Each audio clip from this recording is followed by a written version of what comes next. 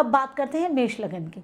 मेष लगन के हिसाब से देवगुरु बृहस्पति दूसरे भाव में आए हैं। दूसरा भाव आपके कुटुंब का है, पैसे का है, वाणी का है। वाणी तो आपकी बहुत अच्छी हो जाएगी, आप बहुत अच्छी अच्छी बातें बोलेंगे, ज्ञान की, धर्म की, बहुत ही ज्ञानी बन जाएंगे। लोग आपको कहेंगे बड़ी अच्छी बातें बोल रहे हैं। जो आपकी धन से जुड़ी हुई चीज़ें हैं, समस्याएं हैं, कुटुंब से जुड़ी हुई चीज़ें, आपकी वाणी से जुड़ी हुई चीज़ें, वो सारी की सारी ठीक होती रहेंगी, सॉल्व होंगी। ये देखिए कि अगर आप कोई मकान बनाना चाहते हैं, आपके एसेट्स हैं, आप ज्वेलरी लेना चाहते हैं, आप जोड़ना चाहते हैं, आप नहीं जोड़ पा रहे हैं अपना पैसा, तो आप इस समय पे जोड़ पाएंगे और अपनी चीज़ों को जोड़ के रख पाएंगे। आपकी फैमिली में अगर कोई इशू चल रहा है, पूरे कुटुंब में, मैं सिर्फ आपकी जो 4 या 5 जनों की फैमिली उसकी बात नहीं कर रही, आपकी मैं पूरी बात कर रही हूँ। चाचा, दादा, नाना, नानी, मामा, ये सब जो आपकी फैमिली में आते हैं, इनसे जुड़ी हुई अगर कोई समस्या है तो वो भी आपकी सॉल्व होने वाला टाइम है। अगर आपको इस तरीके से कोई समस्या लग रही है तो देवगुरु बृहस्पति आपके सेकंड हाउस में आ गए, इन समस्याओं को ठीक करेंगे, पैसे को ठीक करेंगे। सबसे बड़ी चीज़ है,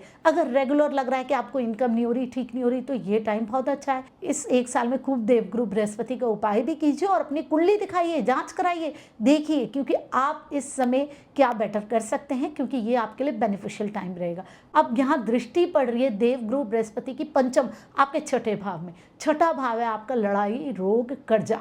अगर किसी से आपकी लड़ाई है तो इस समय सॉल्व हो सकती है। आपका कोई कोर्ट केस चल रहा है तो वो भी आपका सॉल्व हो सकता है, वो भी आपका खत्म हो सकता है। अगर आप पे कर्जा है तो बहुत ज़्यादा बढ़िया टाइम है, ये कर्जा आपका इस समय निपट सकता है, खत्म हो सकता है। अष्टम भाव में भी दृष्टि आ रही है देवगुरु बृहस्पति की। अष्टम भाव आपकी मृत्यु का है, आय का, छुपी हुई चीज़ों का है, आपकी रिसर्च का है।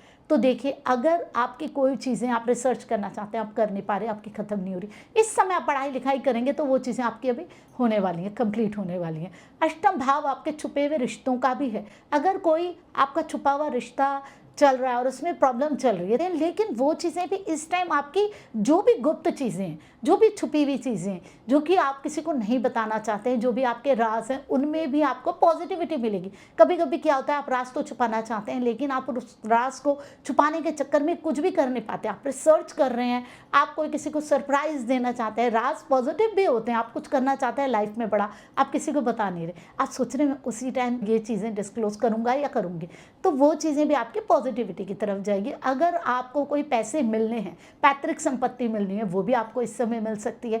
अगर आपकी कोई इंश्योरेंस ड्यू है, आपको नहीं मिल रही, वो भी इस टाइम आपको मिल सकती है। तो ये आपके लिए, अगर आप देखें तो बहुत सारी चीज़ों के लिए ठीक है। जो प्रॉब्लम्स रिलेटेड भाव हैं उनको ये ठीक करने के लिए आया, आपके मॉनेटरी भाव कह लो, पैसे से रिलेटेड चीज़ें कह लो।